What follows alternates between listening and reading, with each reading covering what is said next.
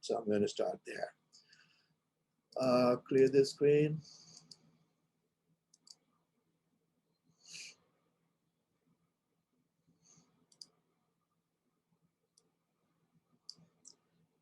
I'm going to do that problem again because this is going to guide us towards finding the formula. There are 200 students and 40 are taking English. I'm doing it on the board now.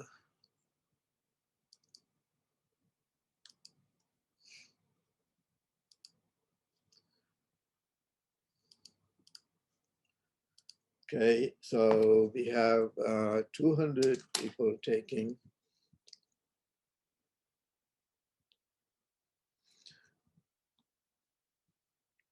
We did this in the last class. I'm doing it again because it will be helpful to see our formula. English, there are 40 and 50 in math, 40 in English, 50 math. And then there are 12 taking both, 12. So 28 are here and 38 are here. And then the first question was, what is the probability, if you take a student randomly, what is the probability that the student is taking English? So student taking English, there are 40 of them. So 40 over 200, total number of students, 200 is the sample space, counted sample space. You have to reduce that, but leave it at that and go to B. If the student, we are taking a student randomly, and if the student is from those who are taking math, so we already know that the student is taking math, then what is the probability that he or she is taking English? So if the student is already taking math, then the student is here in this set. And that set has 50 elements. And if this student is already here, then the only way he can be taking English is if he is here in this intersection, right? Only if he's here, then he's also taking English. So therefore, it's 12 over 50. Because now the sample space is 50, because you already know that he's taking math. Okay, so part C is, if the student is from those who are taking English, so that means we already know the student is taking English, then what is the probability that he or she is taking math? So the student is already here. So that means he or she has to be in here, means the only way he or she can be taking math is if the student is here. So therefore it's 12 over 40. That's the probability for that part. Now you can see that in both cases, the probability of, this is the conditional probability of E given M. M has happened, already student is in math. So what is the probability he is taking E? So that's what E condition, E probability of E given math. This one is probability of English, math given English. Now, either way, you can see that the numerator is 12, which is same as the intersection of the two. So the numerator is probability of E intersection M, or the count of E intersection M, actually, in this case, count of E intersection M. And the denominator is count of M. So to find E given M, you can find count of E intersection M in the numerator and divide by count of M, right? That's what happened. Same thing here in the probability of M given E. The numerator is count of E intersection M. M intersection E, E intersection M, both the same. So count of E intersection M. The denominator is count of E, English. So it's always, the denominator is always count of this, the conditional event, this event. And the numerator is intersection. So we have a formula that we can use directly without having to go to Venn diagram. Probability, conditional probability of any event given any other event, I'll use E and F, doesn't matter what the names are, will be given by count of E intersection F over count of F. So always intersection of both goes in the numerator. The second one goes in the denominator, count of it. Now, let me show you that we don't have to use counts, we can use probabilities because mathematically, I can divide numerator and denominator by anything, it'll be still the same. So I'm changing numerator to say count of E intersection F divided by count of S. I'm going to divide by count of sample space, both numerator and denominator. Count of F over count of S. Okay, the count of E intersection over count of S is the probability of E intersection F, right? Because denominator is the count of S, sample space. So probability of E intersection F, and the denominator is same as probability of F, probability of F. So what I'm trying to show you here is that the conditional probability can be found either way, using counts or using probabilities. So if you have the counts available, which is what we have in this problem we just did on the using Venn diagram, then you divide the count of E intersection F by count of F to get the probability, conditional probability. Or if you have the, instead of giving you the probabilities of the counts of 28 and 38, all those counts, if they give you probabilities for these sections, we can use that too, because the formula is probability of E given F equal to probability of intersection divided by probability of F. So that's what I'm showing you in the next page right here. I explained to you why that formula can be translated to probability. So therefore, here's the formula down here. Probability of E given F is equal to probability of E intersection over probability of F. Similarly, probability of F given E would be probability of F intersection E. Now remember, F intersection E and E intersection F are same. So the numerators are same in both cases. The denominator is probability of E in this case. Always the second, the conditional event goes in the denominator. So that's our formula. We're going to see how to apply formula. Now before that, let me go back to this example 10, where Venn diagram is given and probabilities are given for the sections. For the 3 sections, we have the probabilities. So can somebody tell me the answer for part A, probability of E given F?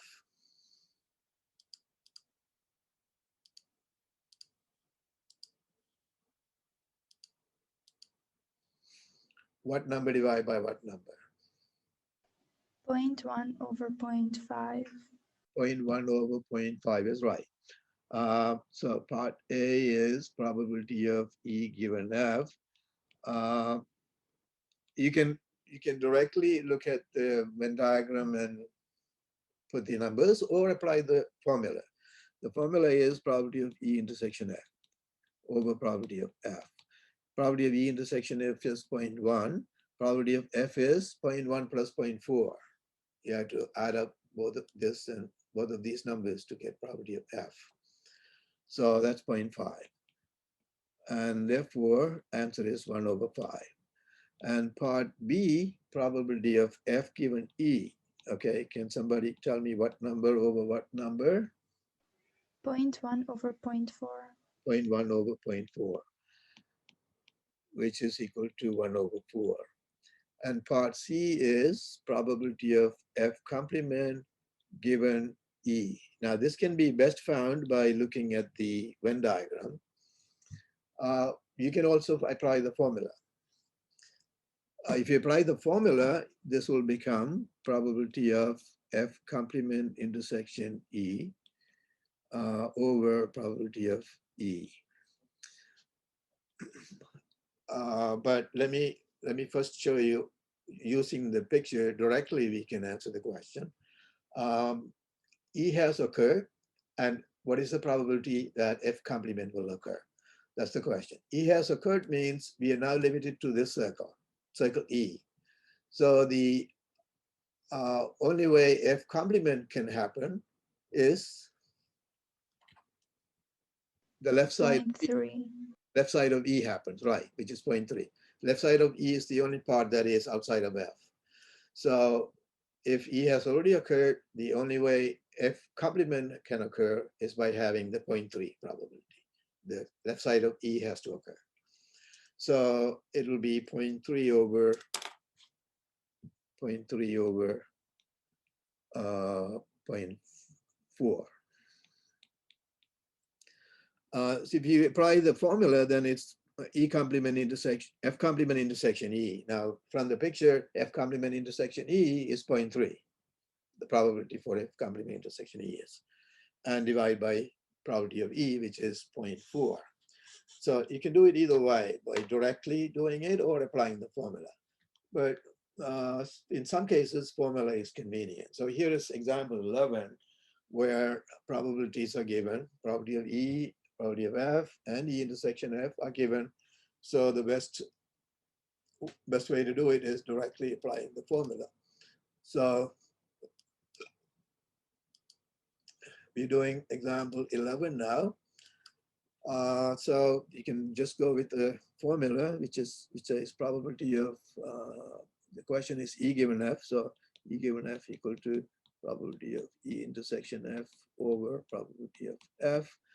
And E intersection F is given 0.25 and F is 0.6.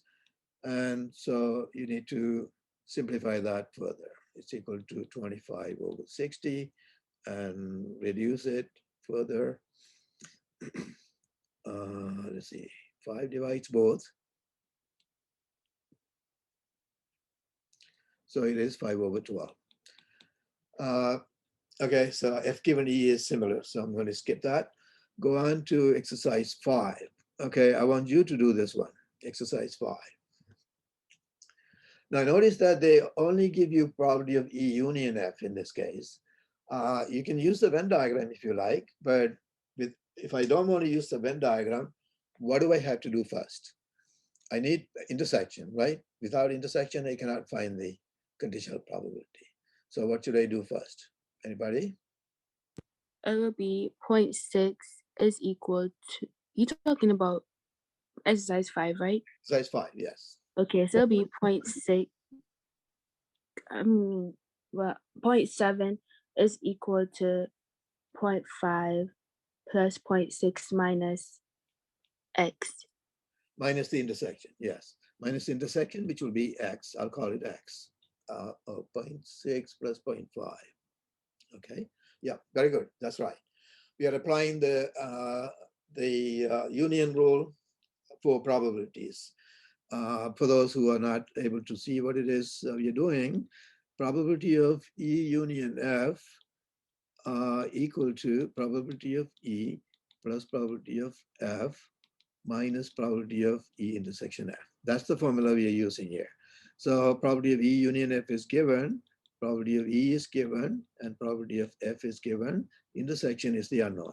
So I can find the intersection from this. 0.7 equal to 0.11 minus x. So x equal to 0.11 minus 0.7, which is 0.4. So now we have the intersection available. So therefore, that's the probability of the intersection, which is found. So therefore, the probability E given F is the question.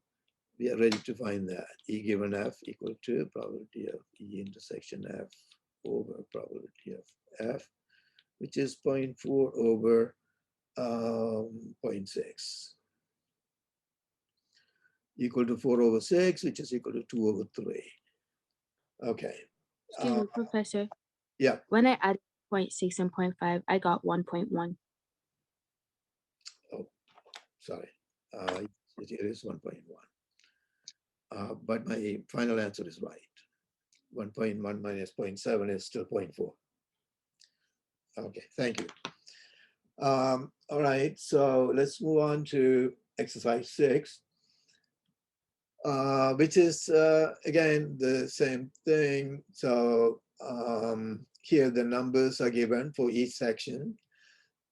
So number of elements in E would be 15 plus 5, 20. Number of elements in F would be 5 plus 20, 25.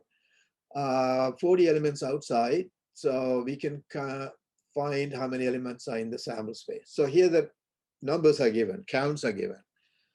Sample space is going to have 15 plus 5 plus 20, 40 plus 40, 80 elements altogether. There are 80 elements in the sample space. Okay, can somebody tell me the answer for the first question? Probability of E. Would it be 25 over 80? 25 over 80 is correct. Very good.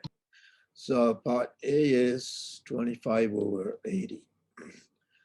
Part B, anybody? How did we get 25? Because it's the count of elements in E divided by count of elements in the sample space. Count of elements in E is, I meant 20. that's 20, yes. Yeah, the second, sorry, A Yeah, is 20, put an answer to the second question. Yeah, 25 over 80. right. For the second question is 25 over 80. Right. Everybody see that so far? Okay. Feel free to ask the question if you're not seeing it. Part C, anybody?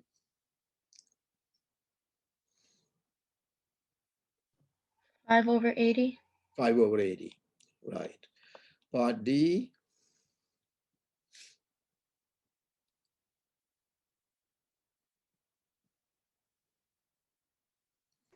5 over 25. 5 over 25. We have been doing problems like this already, right? E given F is what you're doing. That means F has happened. So F has happened means you limit it to F, this second cycle. So the number of elements there, 25, becomes the count of the sample space now. And among them, only these 5 will make the event E to happen. So if F has happened, the only way E can happen is if the intersection happens, which is 5. So therefore 5 over 25. Part E, anyone? 5 over 20. 5 over 20 is right. Are these mutually exclusive? You can look at it by looking at the Venn diagram. Are they mutually exclusive? No.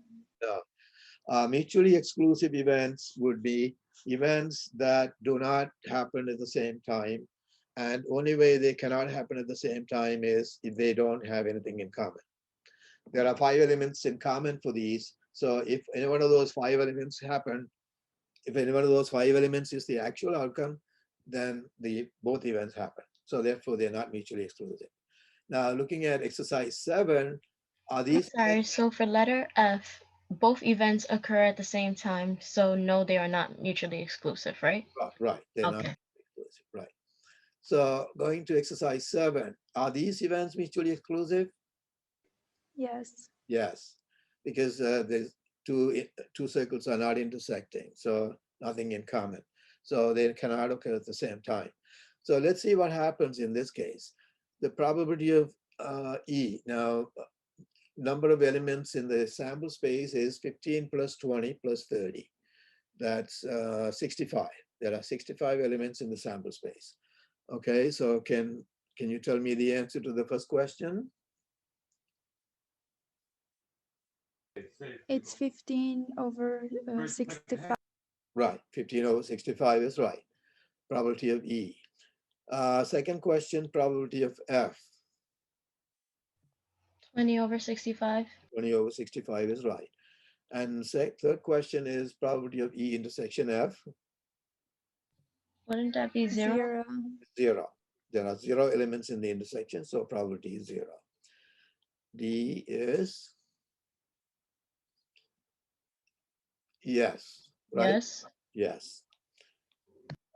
E is 0.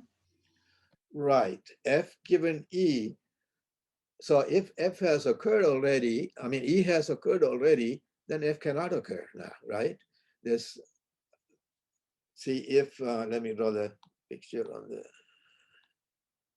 the board. If F has already occurred, then your outcome is here in F. So if it is here, there's no way it can be in E. There's nothing in common, so there's no way it can be in E.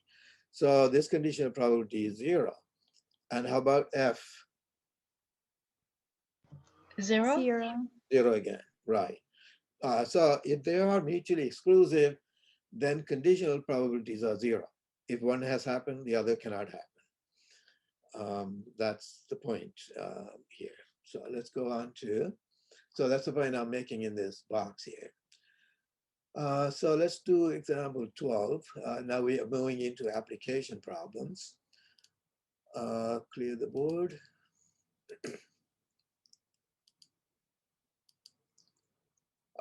Professor Skinner found that in the two sections of his Math 120 class, 10% failed in section 1, 18% failed in section 2. State this information as conditional probability. Okay, so I'm going to explain that. There are two sections and 10% of section 1 failed, 18% of section 2 failed. That means we can define two events. If I randomly select a student, the event E is going to be student is in section 1,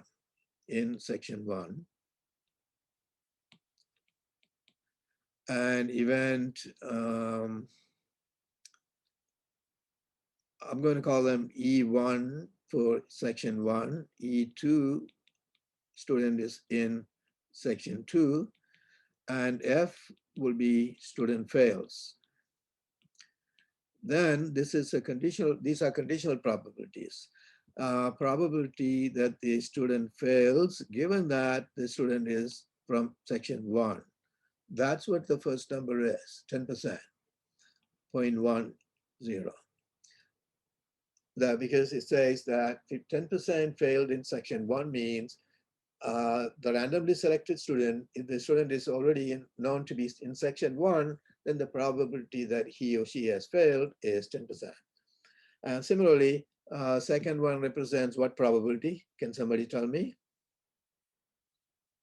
18% would be? PF E2. E2. Probability of F given E2 is what 0.18 is. Very good. Going on to exercise 8. So in the application problems, this is how you have to interpret the numbers. The numbers have to be properly interpreted as conditional probabilities. Then you can go on to answer the questions. In a company's newly hired trainees, 24% are technical trainees, 18% are clerical trainees, 8% are technical trade, 8% of the technical trainees are college graduates, 4% of the clerical trainees are college graduates.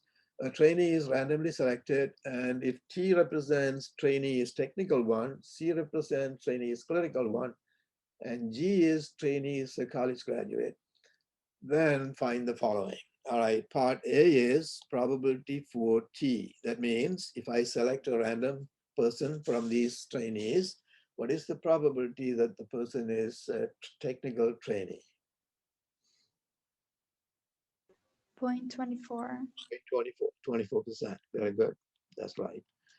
Part B says probability for C. That means clerical trainee.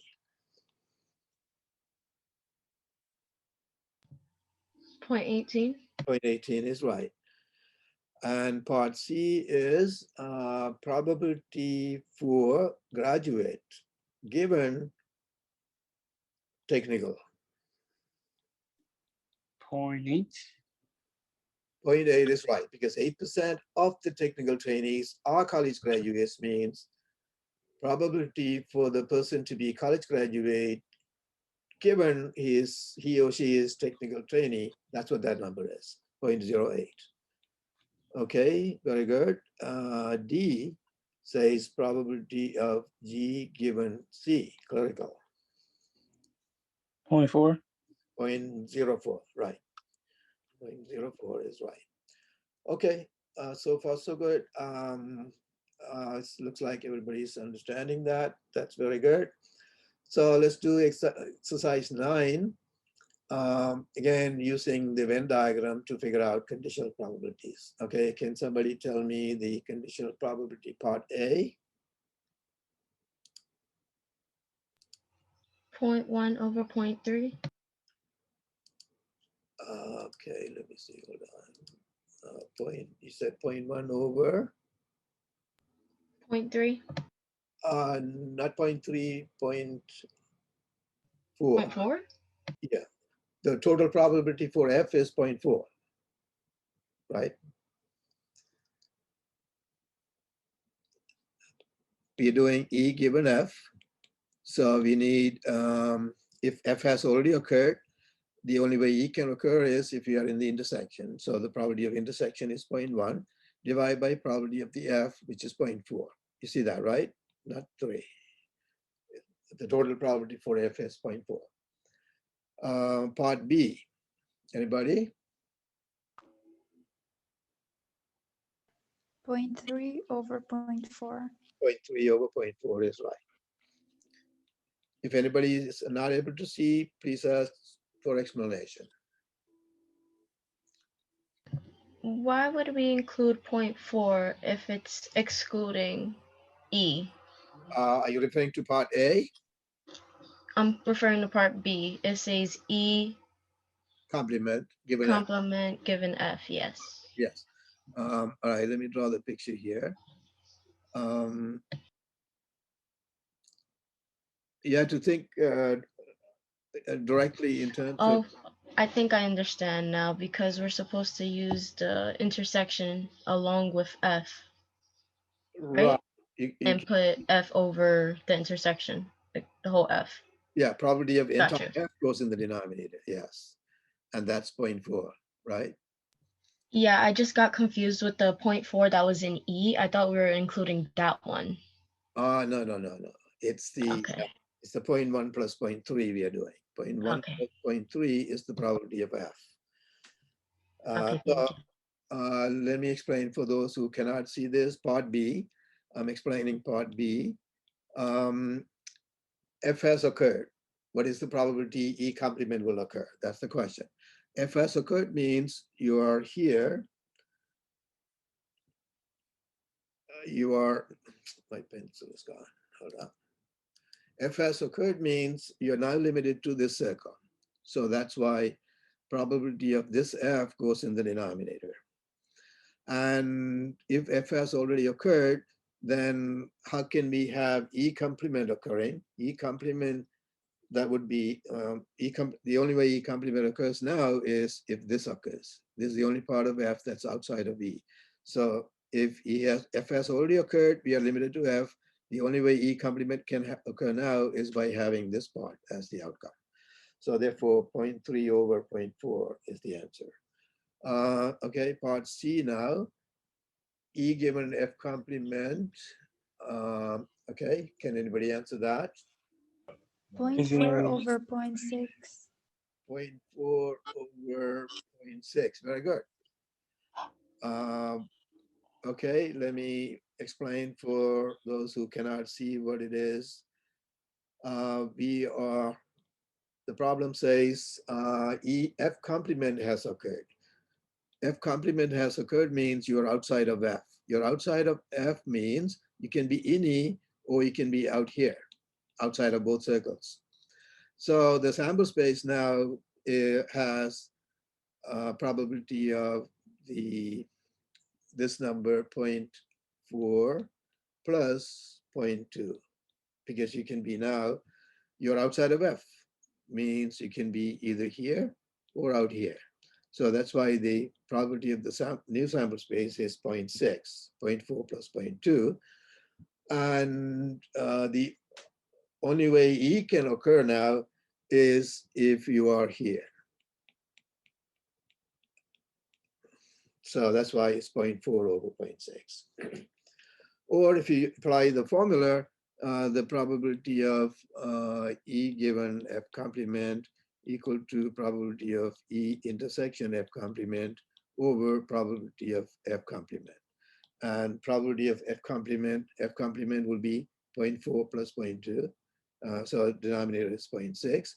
And E intersection F complement is this part. That's E intersection F complement. So 0.4 for that. So you can do that formula. You can do formula, then you're using the set theoretical approach. Okay, so going into complementary conditional probabilities. So let me use the board to explain that. These two probabilities are complementary. I need to explain why. E given F and E bar given F are complementary. They will add up to 1. Let's see why. This is E and this is F. And so probability of E given F would be probability of E intersection F. This is over probability of F. That'll be probability of E given F. And probability of E bar given F would be probability of E bar intersection F over probability of F.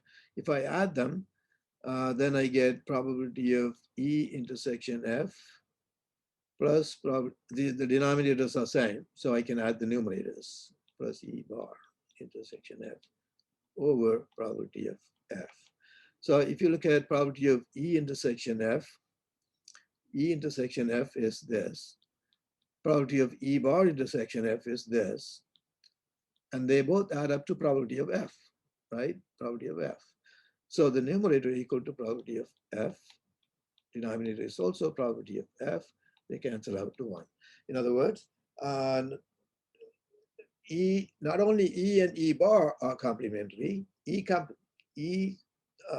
given F and E bar given F are also complementary. The probabilities will add up to 1. That's the point I just made. So if you remember that, then it'll be sometimes useful in the problems, but you can always go to Venn diagram. If you use Venn diagram, then you don't need to remember this. So we're doing the problem 10, exercise 10. Professor Walker's class is taken only by juniors and sophomores. So there are only juniors and sophomores in that class. He knows probability. Can you please mute yourself? Okay. Kjörn, dal permitted?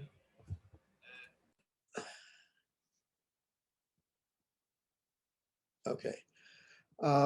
So he knows the probability for a junior to get A in this class is 0.2.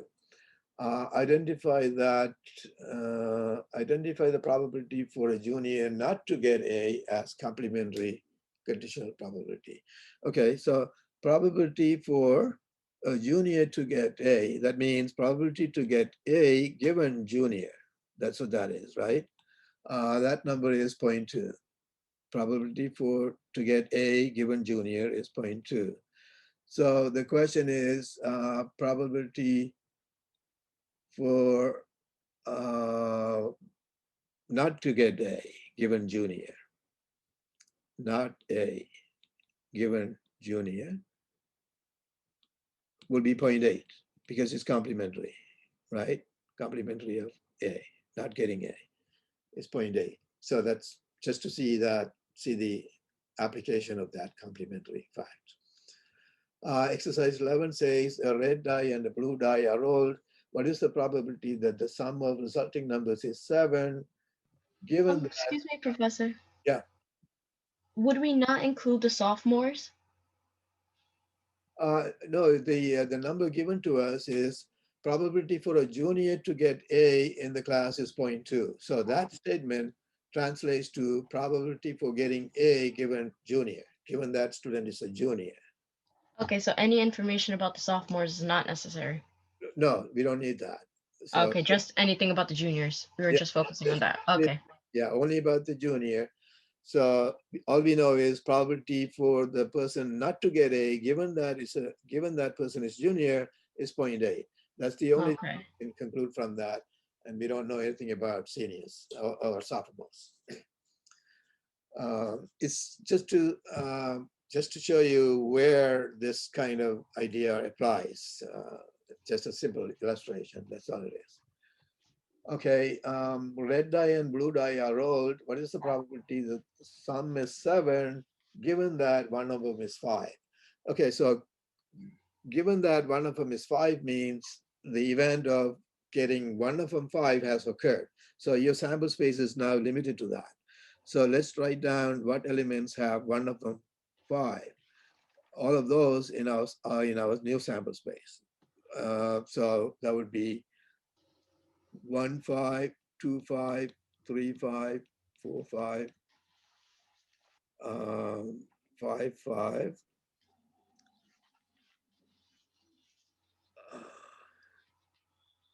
And then 5, 1, 5, 2, 5, 3, 5, 4. We cannot count the 5, 5 again. So this is it. These are the ones with one of them, at least one of them 5. Then what is the probability that the sum is 7? So the event will have to have sum equal to 7. So we had to select the ones from this list that'll have sum equal to 7. That'll be 2, 5, and 5, 2. Nothing else. Yeah, 2, 5, and 5, 2. So the probability for this event, given 1 is 5. So basically, this is a conditional probability. It's a probability for sum equal to 7, given one of them is 5. And that's equal to 2 over, there are 2 elements here, over 3, 5, 6, 9. Excuse Cool. me, Professor. Yeah. Wouldn't we have 5, 6 in the sample space? Oh, I missed a 6. You're right. 5, 6. Okay, 5, 1, 5, 2, 5, 3, 5, 4, 5, 5, 5, 5, 6. Yeah, 5, 6. And then 5, 5, 1, 5, 2, 5, 3, 5, 4, and 5, 6. Yes, I missed a 6. Sorry about that. So that means how many are there now?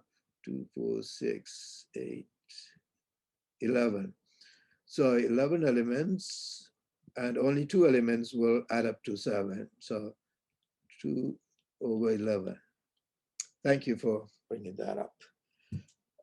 So 2 over 11 is the probability, and it is a conditional probability, and we have to directly calculate that because no other technique would apply. You had to write down the new sample space and then the event. Okay, so let's go to problem 12. A jar contains 4 red and 3 green marbles.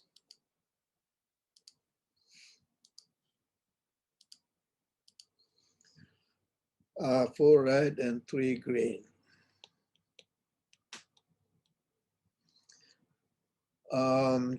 And then we are taking 2 marbles, one after the other without replacement. So we are taking one, and then without putting it back, we are taking another. So the first event is, event E is defined as first one is red. Event F is defined as second is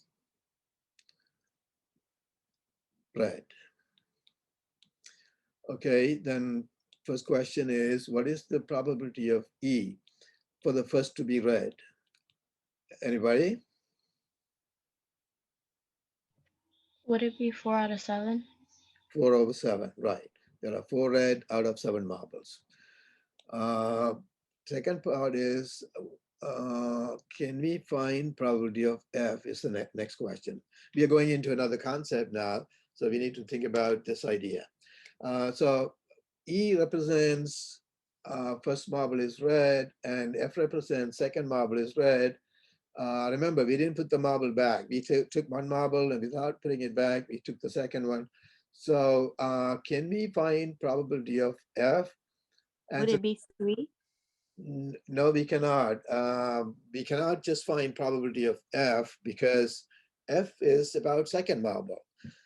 If the first marble was green, then the probability for the second marble to be red would be 4 over 6, isn't it? Yes. Right. But we don't know whether first marble was red or not. So can you see that second marble depends? The second marble is red or green, depends on what happened to the first marble, right? Yes, sir. That's when we say they're dependent. So these are dependent events. So we cannot find probability of F because it depends on E. We need to know whether E has occurred or not. That's the point I'm trying to make. So the answer is no, we cannot find simply probability of F. We can only find probability of F given E, or probability of F given E bar. We have to know either E happened or not. Okay, we can find these, but there is no probability of F to find. Okay, probability of F given E means E has occurred. Then what is the probability? E has occurred means the first marble was red. So what is the probability for the second one to be red?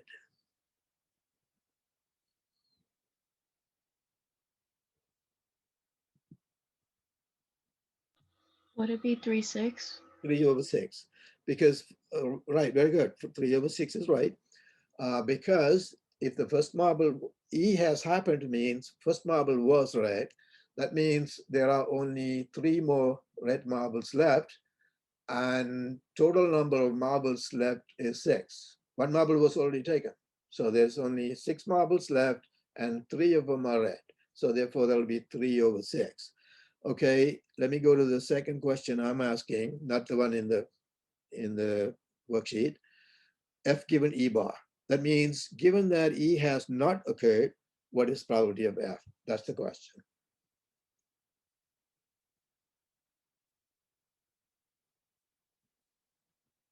Anybody?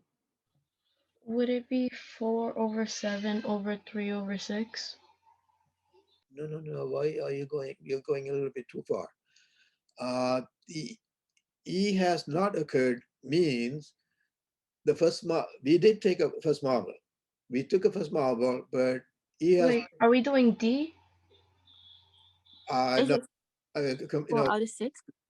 what is the probability of F given E? Yes, I'm doing D. That is correct. Probability of F given E has not occurred. So E has not occurred means we took a marble and the event E represents first marble is red. E has not occurred means the first marble was not red. That's the meaning of that. So what is the probability for the second one to be red? Okay. 4 out of 6. 4/6, exactly. Because all 4 red marbles are there, and total number of marbles left is 6. So it's 4/6. Anybody needs explanation on these 2 questions? Okay, so if the first marble was red, then there are only 3 red marbles and there are total number of 6 marbles. That's why first question has 3/6. Professor, what's P of F? Probability of F. Probability of F cannot be found because F depends on E. That's what I started out with that discussion. There's no probability of F because F is about second marble, whether second marble is red or not. That will depend on whether first marble was red or not. So we can only find F given E, probability of F given E, or probability of F given E bar. We cannot find probability of F. Okay? Because it depends on E, whether E has occurred or not. All right, that's why I started out with that discussion, that in this kind of situation, we cannot find probability for F. We can only find conditional probability, whether F given E or F given E bar, we can find those, but there's no probability for F. Yeah, that finishes this worksheet. And oops, that's not it.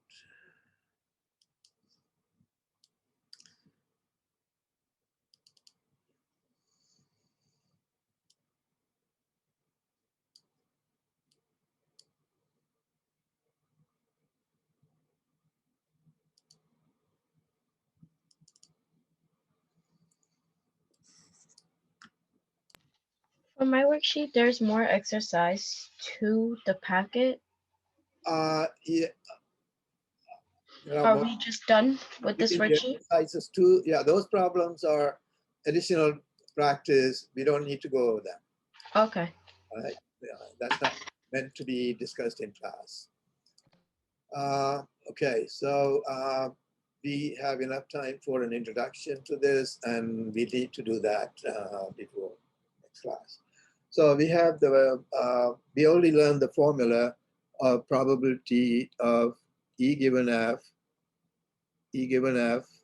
equal to probability of E intersection F over probability of F.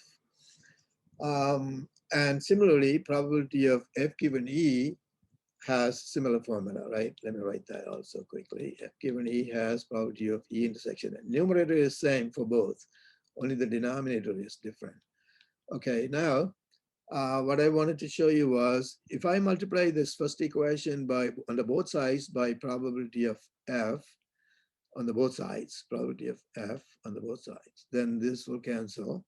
And that will give me probability of E intersection F equal to, probability of E intersection F equal to the product of these. Probability of E given F times probability of F. Notice that it's E given F, and then the second one, F, is the other one. And if I use the second formula, the probability of F given E, this formula, and multiply both sides by probability of E, here its denominator is E, so multiply by probability of E, then these two cancel out, and I have the same probability of E intersection F, giving me probability of F given E now. This times F given E times probability of E. So what we found here is we can find the intersection, probability of intersection in two ways. Probability of E intersection F equal to probability of E given F times probability of F, or F given E times E. Always the latter one is the second one. E given F times F or F given E times E. So there are two ways to find the probability for the intersection. Now, probability for the intersection means what? Both events to happen, E and F to happen. That's what this means, right? E and F. That same thing, E and F occurring, can be found by using E given F occurring times F or F given E occurring times E. That's what we call multiplication rule for probability. This is called multiplication rule for probability. And that can be used to find probability for two events to happen if we know the conditional probabilities. So this example one illustrates that. Two cards are drawn without replacement from a 52 card deck. What is the probability that the first card is ace and the second card is king? We are taking two cards, and probability for the first card to be ace and second card to be king is same as probability first is ace given, no, intersection, second card is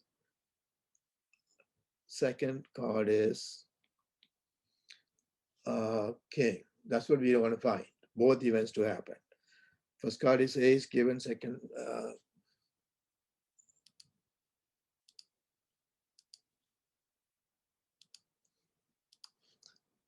probability for first ace given second, intersection, second